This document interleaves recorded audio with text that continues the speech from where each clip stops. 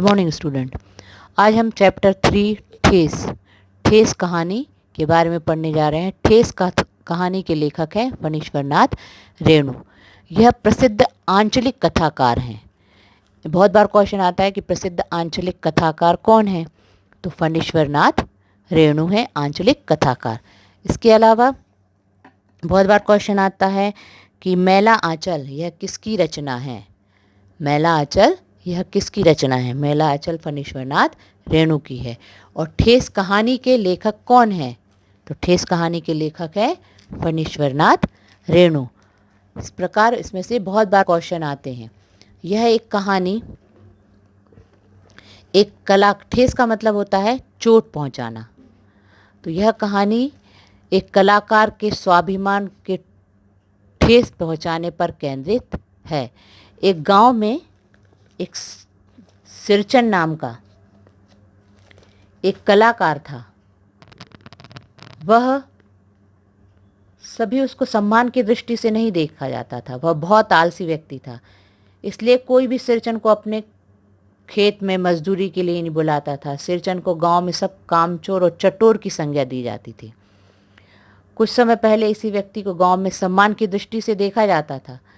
बाबू सिरचन की खुशामद किया करते थे लोग, क्योंकि वह बहुत अच्छी अच्छी शीतल, पटेल और फैशनेबल चिक मतलब होते हैं पर्दे, बांस के जो पर्दे होते वह, यह सब कुछ बहुत अच्छे बनाता था और तन्मयता से बनाता था। सिरचन उच्च कोटि का कारीगर था। वह मनोनुकूल भोजन ना पाकर विभिन्न प्रकार की चीज़ें बनाकर दिया करता था। जैसे किसी कोई उसको बुलाते थे तो वह क्या करता था, जब किसी के घर जाता था तो वहाँ पर उसको अच्छा अच्छा प्रकार का भोजन मिल जाता था, तो वह उनको अच्छे प्रकार की चीज़ें बना बना कर देता था। उसने स्वाभिमान का भी अभाव ना था। उसका स्वाभिमान भी बहुत अच्छा था। एक बार पंचानन के लड़के को अपमानित करते हुए उसने कहा था कि तुम्हारी भाभी नाखून से काटकर तरकारी परोसती है और इमली का रस डालकर कड़ी तो हम कहार कुम्हारों की घरवाली बनाती, तुम्हारी भाभी ने कहाँ सीखा है। तो इस प्रकार उसका स्वाभिमान, तो वह उसकी भाभी ने उसको अपमानित किया होगा, चौधरी के लड़के की भाभी ने। तो उसने गुस्से में बोल दिया था कि तुम्हारी भाभी तो नाखून काट काट कर तरकारी परोसती है, मतलब सब्जी परोसती है, तो और इमली के रस से कड़ी बनाती है, जबकि हम लोग तो बहुत अच्छा खाना खाते हैं। सिरचन अपनी कला में अत्यंत निपुण, धीरे धीरे कार्य जरूर करता था, परंतु कार्य वह अत्यंत तन्मयता से करता था। एक एक पटरी को जोड़कर, पटेर मतलब बांस को जोड़ जोड़ कर वह कुची बनाता, फिर कुचियों को रंगता, सुतली सुलझाने में पूरा दिन समाप्त। धीरे धीरे काम करता था और तन्मयता से करता था। यदि कुछ उसके काम में यदि किसी ने बाधा पहुंचाई तो गेहूं सांप की तरह फुफकार उठता था। गेहूं सांप मतलब जहरीले सांप जो रहते हैं वह फुफकार उठते हैं, उसी प्रकार वह घेंगुअन सांप की तरफ फुफकार उठता था। सिरचन को गांव में लोग चटोर की संज्ञा, मतलब वह चटोरा था, क्योंकि उसको खाने पीने बस दो तो वह काम करने के लिए जुट जाता था। यदि वो व्यक्ति उसके काम को बुलाना चाहते हो तो उसे सबको घर में, यदि कोई काम करने बुलाता था उसको, तो सब सोचते थे कि पहले घर में खाने पीने की अच्छी व्यवस्था कर लें, फिर उसके बाद ही उसको काम करने के लिए बुलाया जाए। नहीं, यदि मनोनुकूल भोजन नहीं मिलता था तो कोई न कोई बहाना बनाकर आधा काम छोड़कर चला जाता था वह। सिरचन रंगीन शीतल पाटी, बांस की तीलियों के चिक, सतरंगी डोरे के मोड़, जो छोटी छोटी कुर्सियाँ होती ना उनको बोलते मोड़े, यह सब कुछ बहुत अच्छे से बनाता था। तो सिरचन को एक बार रंगीन सुतलियों का काम भी बहुत अच्छा करता था। 1.5 हाथ की बुनाई देखकर ही लोग समझ गए कि इस बार वह, और नई नई फैशन की चीज़ें बनाता था। ऐसा नहीं कि वही बनाता था, नई नई फैशन की चीज़ें बनाता था। तो लोग उसको काम के लिए बहुत बुलाते थे। तो पर उसका स्वभाव ऐसा था कि उसको खाने पीने के लिए बहुत चाहिए पड़ता था, और खाना पीना उसको मन के अनुसार मिलता रहा तो वह पूरे दिन काम करता था। यदि खाना पीना नहीं मिला ढंग से और अच्छे से कोई नहीं बोला तो उसके स्वाभिमान को ठेस पहुंचती थी और वह आधा काम छोड़कर ही चला जाता था। तो एक बार मानू थी, वह मानू की शादी होने वाली थी। तो एक बार उसकी मानू की माँ ने उनके घर वह काम करने जाता था, तो मानू के प्रति सिरचन का बहुत प्रेम था, वह बहुत चाहता था मानू को। सिरचन चिक बनाने में संपूर्ण क्षमता के अनुसार कार्य करता था। तो एक बार मानू की जब शादी होने आई थी तो मानू के ससुराल वालों ने उनके घर में सब सामान देखकर पूछा यह किसने बनाया, तो उन्होंने कहा सिरचन ने बनाया है। तो उन्होंने बोला कि मुझे कुछ दो या ना दो, पर सिरचन के हाथ से बने हुए ये फैशनेबल चिक, शीतल पार्टी, ये क्या कहते हैं अपने मोड़, यह सब कुछ हमें फैशनेबल चाहिए।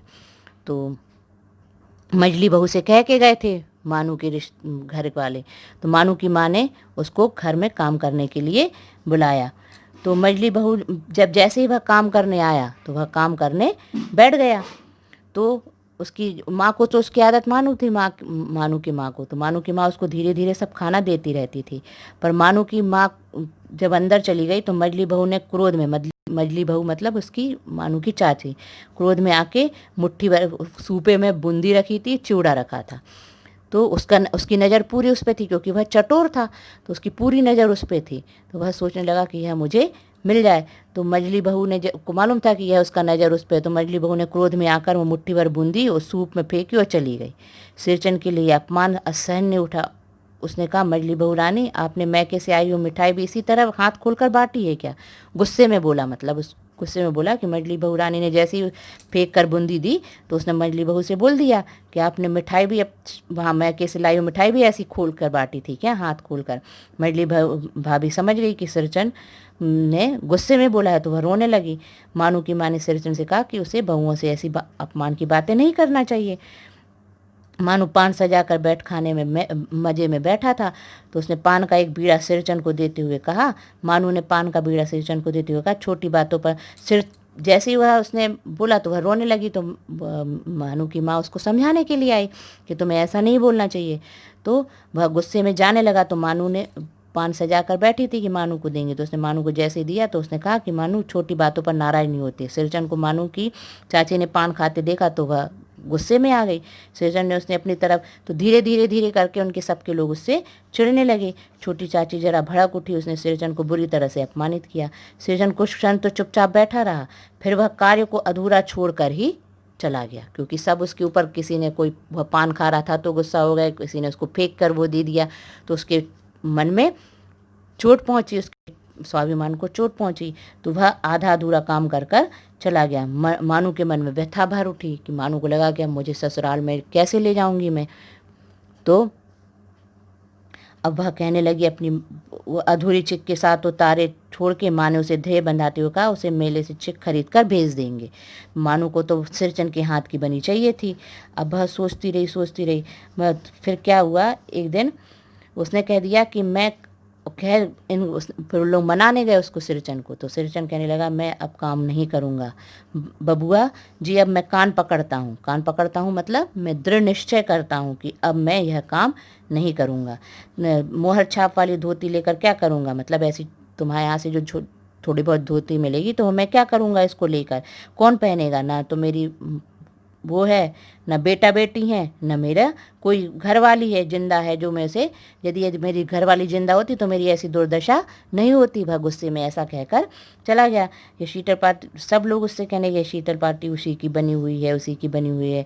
फिर गाँव भर के लोग सिरचन को मनाने गए पर वह माना ही नहीं।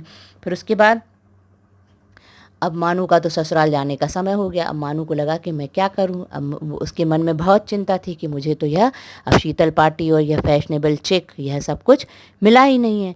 तो वह अब उसका भाई प्लेटफॉर्म पर उसको छोड़ने गए। जिस दिन उसको जाना था उसको मालूम था सिरचन को कि इसको कब जाना है। तो सिरचन ने भला ही यहाँ पर कुछ काम नहीं किया, आधा अधूरा छोड़कर चला गया, पर घर में रहकर उसने मानू के लिए शीतल पार्टी बनाई, रंगीन चिक बनाए, फैशनेबल चिक बनाए, मोड़े बनाई और सब कुछ बनाकर, और जैसे ही उसको, जिस दिन उसको मालूम था कि यह मानू जाने वाली है, और स्टेशन पर जैसे उसका भाई छोड़ने गया तो स्टेशन पर वह गया। मानू को उसने जैसे ही स्टेशन पर गया तो गाड़ी छूटने वाली थी, उसने मानू को वह सब कुछ दिया और उसको देकर झिलमिलाते चेक, फैशनेबल वो सब कुछ देने के बाद मानू को सिरचन देने के लिए गया। तो जैसे ही उसने मानू को दिया और गाड़ी चालू हो गई। तो मानू ने फूट फूट कर रोने लगी। मानू ने उसके लिए पैसे देने लगी। तो उसने कहा कि नहीं, मुझे यह कुछ नहीं चाहिए, और वह मानू फूट फूट कर रोने लगी। तो यह इस प्रकार उसका मानू के प्रति प्रेम था। जो मानू थी, मतलब जिसके घर वह काम करता था, उसके प्रति प्रेम था। पर उसके स्वाभिमान को जो ठेस पहुंची थी, उस ठेस के लिए तो वह उनके घर नहीं गया। पर मानू फूट फूट कर रोने लगी। मानू रो उसका जो देख के और बंडल खोल कर देखने लगी। तो उसने देखा उसमें सभी कुछ, जो कुछ उसको चाहिए था वह सब कुछ देखा। और वह उसने ऐसा जो काम किया था वह पहली बार देख रही थी कि इतना सुंदर काम किया था। और वह फिर उन्होंने कहा कि यह तुम इसके, तो उसने कहा नहीं, यह सब कुछ मेरी ओर से मानू के लिए है, सब दीदी के लिए है। एक जोड़ी आसन भी दिए, कुश दी और गाली चढ़ पड़ी। सिरचंद मुस्कुराता हुआ बोलने लगा कि यह सब कुछ मेरी ओर से इसके लिए उपहार है। समझ में आ गया? तो इस प्रकार उसके स्वाभिमान को ठेस पहुंची। ठीक है।